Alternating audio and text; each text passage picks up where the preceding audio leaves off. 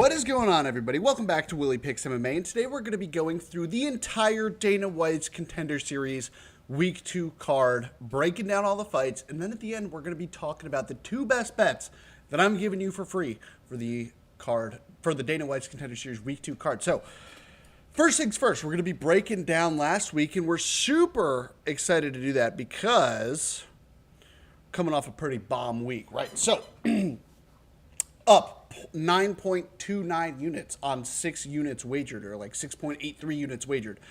So some pretty exciting stuff there. The first bet, Tom Paliguarlo, money line, plus 130 at 1.5 units. What a great choice there. In the fight breakdown, I did predict that he was going to win in round 1 or round 2. I wish I had played those props because I'm sure they were absolutely juiced. But yeah, Tom getting the win was absolutely great. We also cashed on his over significant strikes prop, which we will also talk about in a little bit. Abe Al-Sagir money line cashed it plus 135.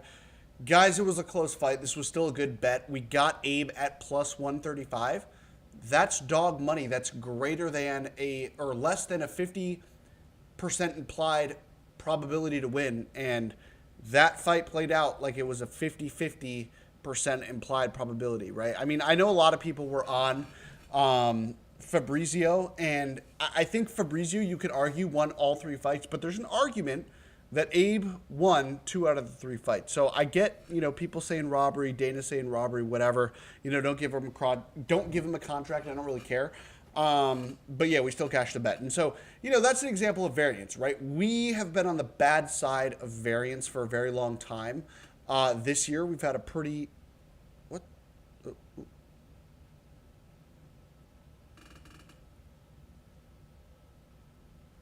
had a pretty rough 2026. Hold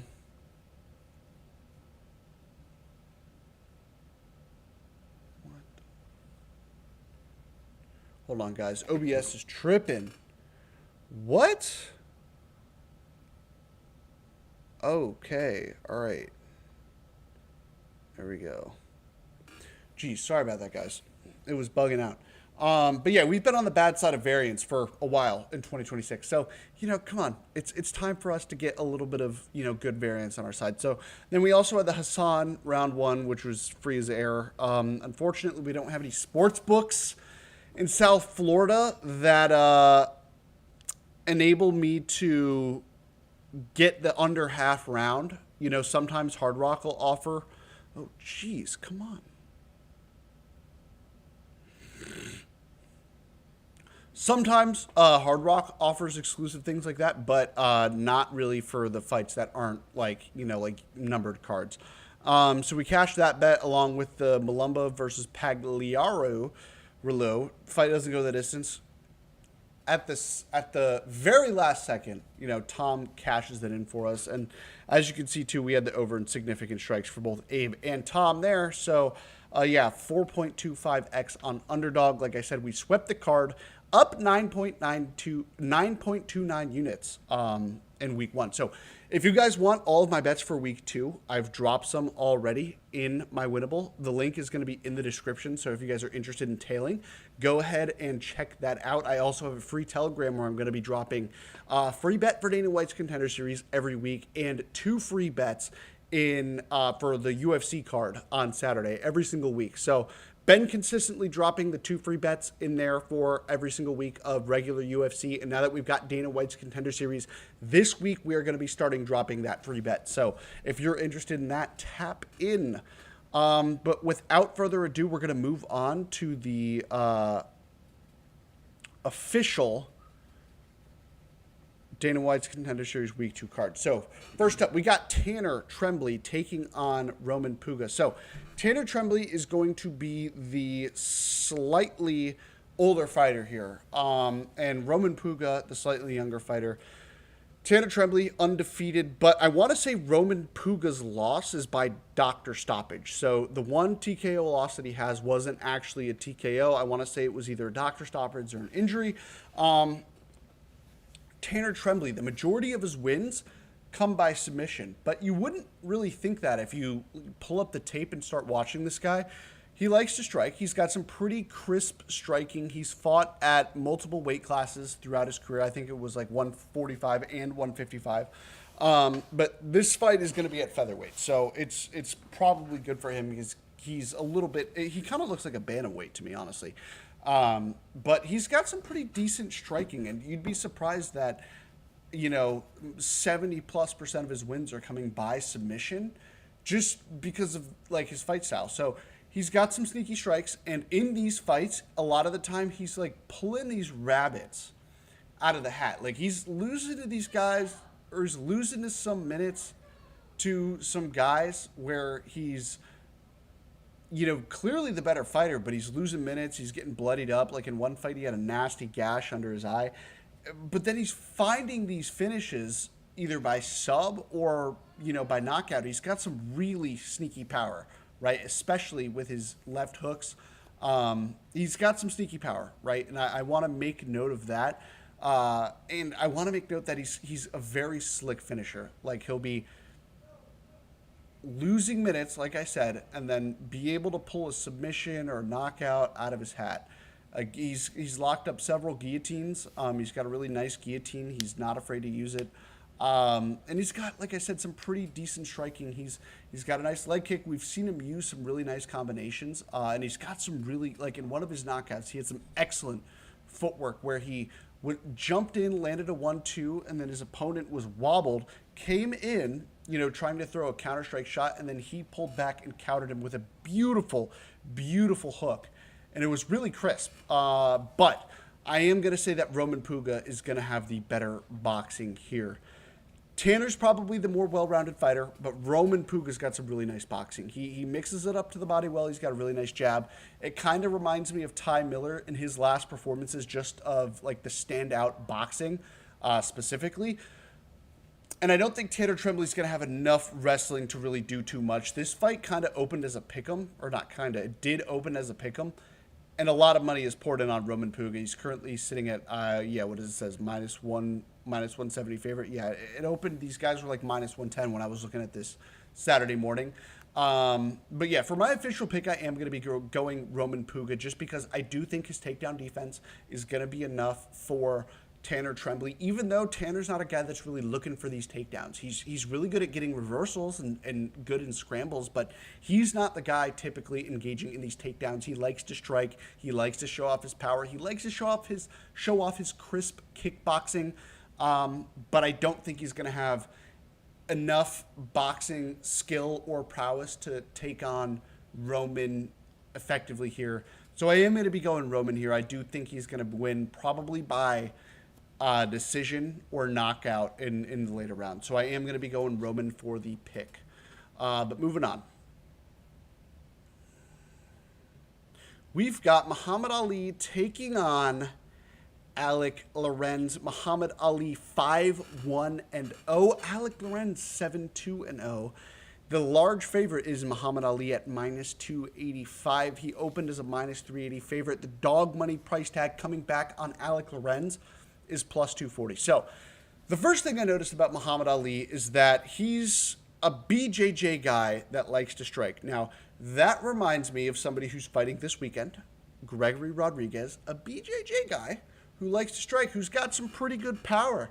You know what I'm saying? Muhammad Ali, I will say, probably doesn't have as good of boxing as Gregory Rodriguez, but he's got a really nice robotic head kick. His head movement, I would say, is probably his biggest weakness because we've seen him, obviously finished by Iwo Baranowski on last season's Dana White's Contender Series, but he's been stung in some fights too where he's, clearly to win the fight. He just can't get knocked out, but he's been stung, been able to recover and then eventually get the knockouts, and it wasn't really close. You got to pay attention and see. But it's not like he was wobbling around the cage like a drunk. You got to pay attention and see. But he's been stung, in some of his regional scene fights, and he's only 5-1. He is the like BJJ national champion.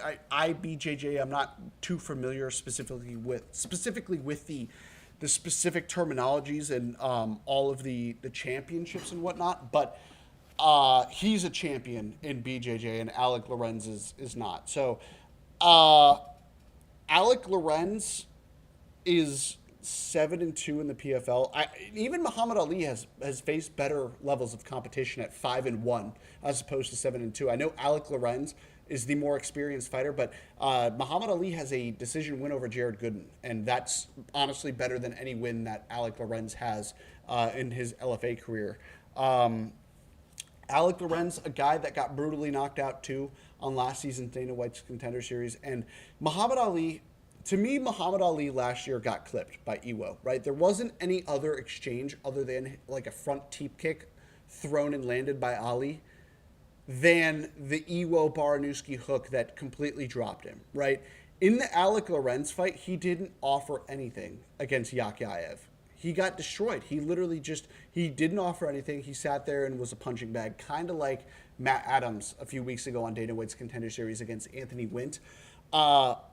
It's just, to me, it's like this is a squash match, and I don't see the money coming in on him. And I think that Muhammad Ali is going to win in dominant fashion. Unless Alec Lorenz clips him with something, I think Muhammad Ali is going to land a head kick or anything where he's going to just piece him up. Or the thing is, we haven't really seen his offensive wrestling and Alec Lorenz's defensive wrestling, but Muhammad's going to have the better BJJ, and in my opinion, the better cardio. So it's like, where does Alec Lorenz win this fight outside of a specific round one, like very weird circumstances knockout? I'm thinking Muhammad Ali's just gonna kind of come in there, land the combinations and the head kicks that he wants, and it's gonna be like a walk in the park for him. I don't really see too much resistance that Alec Lorenz is gonna offer. So for my official prediction, I'm going Muhammad Ali by round one head kick, and I think he gets it pretty easily. So we're going to move on, and we're going to talk about the best bets later in this card. So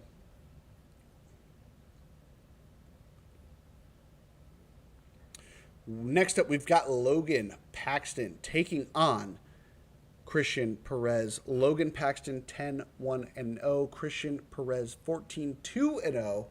Logan Paxton, the underdog at plus 190, while Christian Perez, the money line, is coming back at minus 225. So you may remember Christian Perez from last season on Dana White's Contender Series against Manuel Souza.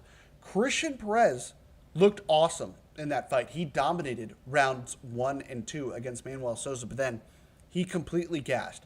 And that's kind of been the story of his career. He's, even in his first professional fight, you go back and watch that fight, he was dominating in rounds 1 and rounds 2. And against this regional scene bum, he goes out there and he's like getting pieced up a little bit in round 3. But luckily he lands a head kick, seals the deal, gets it done. But it's like he's taking damage against a guy that's like somebody that's like a restaurant waiter or something. You know what I'm saying? He's taking damage against that guy in round 3, and it's really alarming, right? So his round 3 defense and his cardio is definitely the biggest weakness, but aside from that, this guy's very dominant. We saw him just completely dominate Manuel Souza, with the takedowns, with the top pressure. He's got really good top pressure. He's great at mixing in the ground and pound. He's great at looking for subs, but he's also great at just staying on top. He's good at doing all those things, but a lot of the times those guys sell out for the ground and pound. They sell out for the subs. They're landing 2 or 3 shots, or they're threatening a sub but then losing the position. Christian Perez is really good at staying on top and maintaining that control and domination through 2 rounds, right? And so I think that's kind of how this fight plays out. What I noticed about Logan Paxton, he's got really good hip mobility with his lead left leg, right? He's an orthodox striker, so he's got really good kicks. He's got a nice high kick that he set up before in his previous fights, where it's been successful. He's got some good step in hooks. Christian Perez, in my opinion, is going to be the more technical striker and the better wrestler, but Logan Paxton, I wouldn't say is far behind, right? He's got some power in his hands. He pushes forward. He's pretty dirty in the clinch. Sometimes what concerned me a little bit when I was watching the film was that he was struggling to get bums out of there, whereas Christian Perez was really getting bums out of there. Eventually, those finishes do come, and you do see that Logan Paxton is a dog in the 3rd round. And so that is how I see this fight playing out. I think Christian Perez is going to be very dominant in the first 2 rounds. I think he's going to be able to mix in his takedowns. I think he's going to be the better boxer. I think he's going to be able to stay safe from the lead leg attack and the overhand, the step in overhands that Logan Paxton throws, as well as the clinch. And I think that Christian Perez is going to be able to mix in enough takedowns to be pretty effective in the first 2 rounds and maybe even get a finish, right? He's very good by sub. The majority of his wins do come by submission. And I think that's how this fight is going to play out. I think he is going to find a round 1 or a round 2 submission. But if this fight gets past 7.5 to 8 minutes, I do think that Christian Perez or Logan Paxton is going to be very live. So going to be looking to play Logan live. He's probably going to be a very disgusting number after the first 7.5 minutes, just because of how Christian Perez historically, how dominant he is. But I ultimately am going to be going Christian here for the official pick, and I do think he's going to get it done by sub in rounds 1 or 2. But like I said, just be wary of the live spot for Logan Paxton, because you could probably get a pretty nasty number after, like I said, 7.5 to 8 minutes in this fight. So moving on. We're going to be talking about Douglas Rodriguez versus Trent Miller. Right, so Trent Miller, another guy from this whole week is just the guys from last season's Dana White's Contender Series, and you know, Trent Miller, in my opinion, doesn't have too much upside here. He's well-rounded, but he's not good anywhere. Right, he's got some pretty decent striking, you know, he's got some pretty decent boxing. He can catch guys if they're walking onto stuff. He's got some okay wrestling against guys that are, you know, 7-9, like that Magomed guy that he fought on the regional scene. But I think Douglas from 2023 to 2025 took a lot of time off, right? That's 2 years. And in that time, I saw his striking improve a lot. This is a guy that's going to walk forward with his hands down. He's got a really nice lead high kick attack that he likes to use to set up his combinations.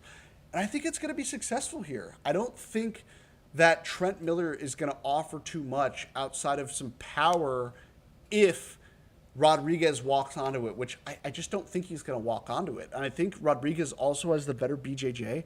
I don't think Trent Miller's that good. I really don't. And I think he's going to just be a punching bag here, kind of like how he was against Ryan Gondra. So for my official pick, you know, I am going Douglas the Blade Rodriguez. And I know it's not too in-depth, but I just don't see a path to victory for Trent. Even if it's like a decision, I think Douglas is going to be able to land the majority of the strikes that carry the most weight in the eyes of the judges. So for my official pick, I'm going Douglas Rodriguez by round 1/2 knockout. And I'm honestly like not too confident in Trent Miller. I think it might be another parlay piece. So give me Douglas Rodriguez here. Moving on to the main event, we got Namo Fazil taking on Kayik Brito, and I'm actually super excited for this fight. You know, I when I go and do my research, I follow all these guys on Instagram, and Namo Fazil has been the far most entertaining fighter that I looked at all week. This guy's got a personality. You know, he's got that confidence. You look at the face-off that just happened a few hours ago between him and Brito, and he's talking all the shit. And then there was that Jaden Cable interview where I guess Brito doesn't even speak English, but he's still talking shit on the interview. And it was just funny. You know, he's funny. He's entertaining. He's going to bring the pressure, you know, in regards to the trash talk. And he's a pretty entertaining fighter. And it would be a good sign for the UFC, even if he doesn't win here. But I am excited for this bout because this is a pretty exciting bout. Namo Fazil, in my opinion, is going to have the cardio advantage here, right? This guy originally early in his pro career, his wrestling and grappling looked terrible, right? He was going against a guy, I forgot his name, but he's like the current PFL champion or something, and he's like 10-1, and he's only got 1 loss or something. And so Namo took a loss to that guy, and that's a forgivable loss. You know, early in his career, he's getting dominated by the wrestling, dominated by the grappling, and even in round 3, he was looking to stand and strike. He was looking to land his power shots, and he was successful. He was landing a little bit in the last seconds of that fight. But since then, he's improved his grappling and his defensive wrestling tremendously. We've seen him defend takedowns against guys that, aren't necessarily as good a wrestler or grappler as that guy he originally faced in his early career. But in his most recent fight, in the MVP fight, he got taken down, but he was able to scramble out of it. He didn't spend any time on his back where he was controlled. And Jake Babian, in my opinion, is a guy that's like a primary wrestler. I haven't done too much film study on him. I looked at it, but he's a guy that's like a primary wrestler, and he was able to scramble out of those situations and put it on him. Another thing that I'm going to note, and I already talked about this, but his cardio is really good, and I think he's going to have the cardio advantage here. He's gotten round 3 finishes before.